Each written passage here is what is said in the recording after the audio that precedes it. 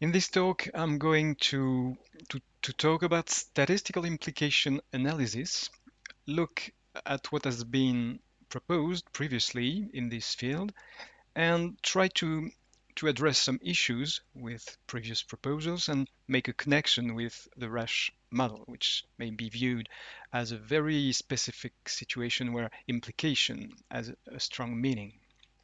So I will first recall some of the main aspects of statistical implication analysis and then try to figure out how we can make a connection with the Rasch model, which will be a way to propose a reformulation, a dimensional reformulation of statistical implication. Let me start with a very, very simple example, which is reported by Lecoutre and Charon, 2000, about two different tasks, two different fraction calculation tasks, one of them being part-to-part fraction and the other being part-to-whole fraction calculation. And part-to-part fraction are notoriously difficult to compute for children in particular.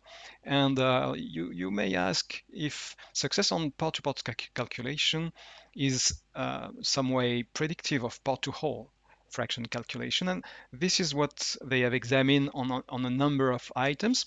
I'm just reporting here a pair of items where part-to-part fractions are denoted here as event A or task A, and part-to-whole calculation, fraction calculation, is here reported as the B task with success and failure respectively. And so if you look at it, then you'll see that a great deal of students succeeding on task A also succeed on task B, 36 out of 39. But not the other way around. I mean, 36 out of 72 students succeed on task A, knowing that they have succeeded on task B. So clearly, there seems to be some kind of non-symmetry, asymmetry between both events in terms of statistical implication. Could we say that A implies B, or B implies A, or A and B are simply associated? This is the kind of question we want to address. So clearly, you need some specific indices to measure those kind of one-way association. And this is what we are going to discuss. There has been a number of proposals in the literature. The well-known Louvinger H index is one of them, and also statistical implication analysis by Gras, Regis Gras, some decades ago. And both of them rely on a very simple reference point, which is the exception cell here. I mean, it is the probability that you observe a failure on B, even though there was success on A. If indeed an implication of the form A implies B is present in your data, then you expect this cell to be simply zero in the case of perfect implication. But more realistically, you expect this probability to be simply very low. So this is the main point. In such a table, a very simple asymmetric measure of implication is simply the probability of counterexamples. Okay, the Louvinger H index is nothing than that, reported to the hypothesis of independence between both events. Okay, and then you apply simply decreasing transform so that you get some implication intensity in some sense. And the proposal by Gras is simply to consider the counts in the table to be approximately Poisson, and then arguing a Gaussian approximation to the Poisson, and then you're able to propose some kind of centered and scaled index in this line. Okay, so we will take the very same starting point, I mean the probability of exceptions, but maybe in a simple way and not assuming a number of difficult to assume conditions. I mean the Poisson, for instance, for the counts in this table, especially if those counts are heterogeneous. 5 limits to these previous proposals. First, you may have noticed that they do not exploit the counterpositive information, As we know, if A implies B, then not B should imply not A, and this is not used in the computation.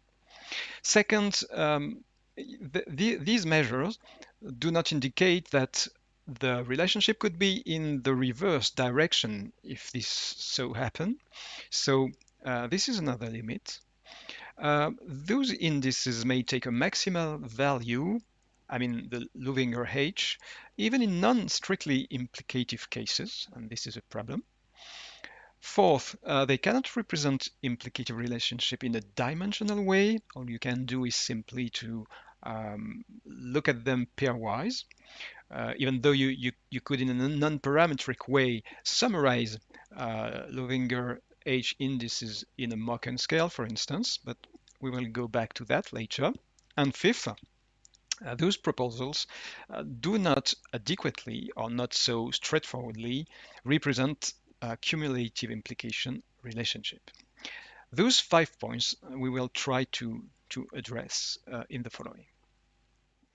Okay, we now turn to a dimensional reformulation of statistical implication analysis by considering a new index that we call the iota index, and its principle is very simple. The reference point is, as always, the exception cell, the probability of having some exception to the implication from A to B. And if such an implication is present in your data, then you should have as few as possible exception, or otherwise stated, you should have a ratio of PAB over PA not B to be as high as possible. Being as high as possible means that you have very few exceptions in front of the joint success. Okay, this is the first part of our measure. The second part takes advantage of the possibility that your data contains information on the contrapositive. That means if A implies B, you should have not B implying not A. And this will be measured by measuring the divergence between the probability of a double failure over the probability of exception.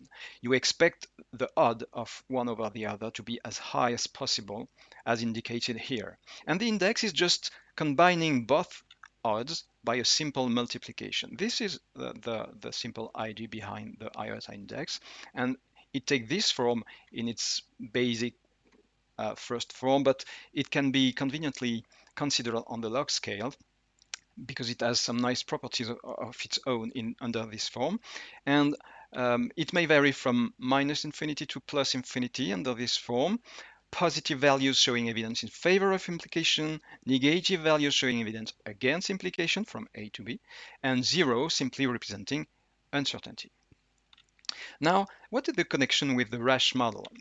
Well, it's very natural to think of the Rasch model when you consider implication and statistical implication, because it's really the pure situation where success on a given item is predictive of success on other items that are simpler.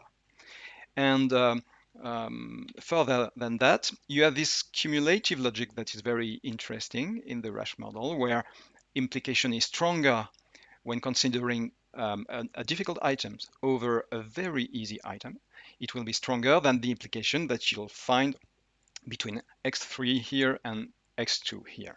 So some kind of cascade of implication or embedding of implication is naturally considered within the Rasch framework. So let us recall the very well-known equations of probability of success within a Rasch model for two given items. The first one being the more difficult. And we will try to compute the iota index within this table for a given theta. So the computation is conditional to this ability.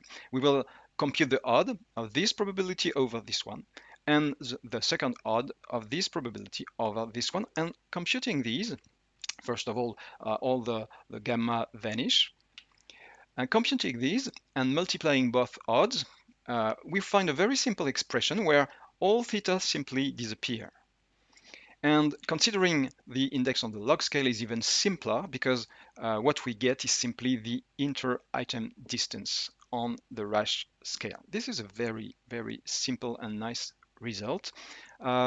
you get something that is very similar to what appear in conditional maximum likelihood equation of the Rasch parameters, where all theta parameters disappear when considering conditioning. Now, you may want to look at what appears if you're interested in the reversed implication, and what you get is simply the opposite distance. The opposite distance, when you consider the opposite implication, is a very simple and attractive feature of this index. This means that a positive index means that your first item is implying success on the second one. A negative index means that the first item is being implied by the second. And a zero index simply means that the difficulties are the same and there is no implication whatsoever to consider. And another feature that is very interesting and would be the matter of some examples in the following is that if indeed you have a Rasch scale in your data and you compute the iota index for all pairwise combination of items, then for three other items you should have additivity of distances.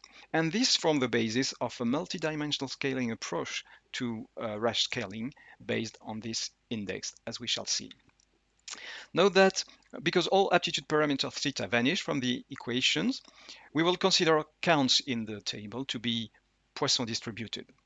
And then you are able to simply estimate the unknown probabilities as simple frequencies from observed frequencies, and those indices will be transformed to distances by simply taking the absolute values of them.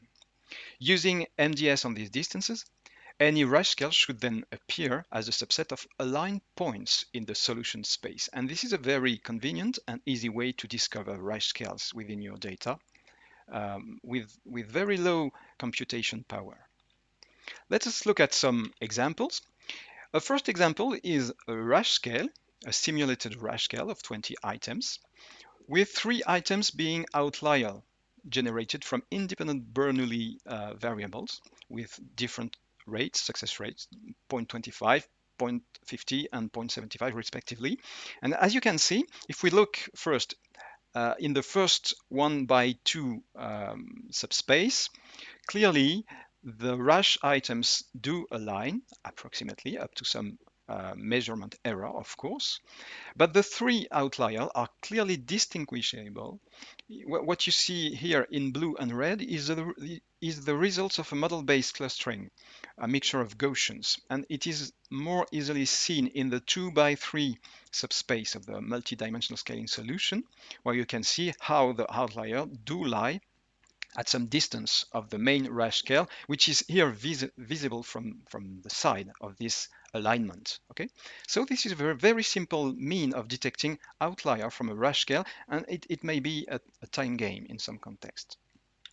Now, if we look at a simulated data set where 2 Rasch scales have been generated and mixed, then it is very straightforward to see how these 2 scales appears as 2 aligned different sets of points, again distinguished by color here by a model-based clustering method.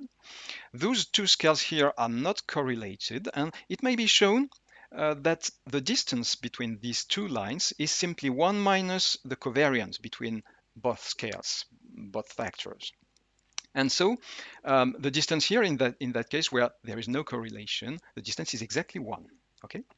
If we now look at what happens when there is some amount of correlation between your Rasch scales, then the distance diminishes, and you have here 2 lines that appears closer to each other, but still distinguishable in the 2/3 subspace. Now, considering a higher correlation, the lines still appear closer, and for a correlation that is indeed quite high, both lines become undistinguishable from each other, but well, this is a large amount of correlation, of course. So this is a very simple mean. You may feel free to consider 3 Rasch scales, and they appear very clearly distinguishable here, or 4 Rasch scales, anyway, okay? So in conclusion, this index helps us to interpret Rasch scales as implication scales with this very particular asymmetry in prediction of success. A difficult item helps predict success on an easier item, but not necessarily the other way around, of course. Scale homogeneity and also this cumulative logic, which is at the very core of the Rasch model. And the iota index appears as a very natural way of measuring this implication and decomposing it into distances, with the advantage of integrating the contrapositive information. Note that in this application, statistical implication is to be distinguished from causality, mainly because implication may be embedded in larger complex networks of dependency with many causal mediation links, for instance. But if you apply this method to any kind of binary variable set, then you are able to find possibly complex graphs of implication and association, which could be summarized by some kind of minimal spanning graph, for instance. And in the very case of a Rasch model, then you will see those points simply reducing to a line set of points. So this may be useful in some context. Thank you for your attention.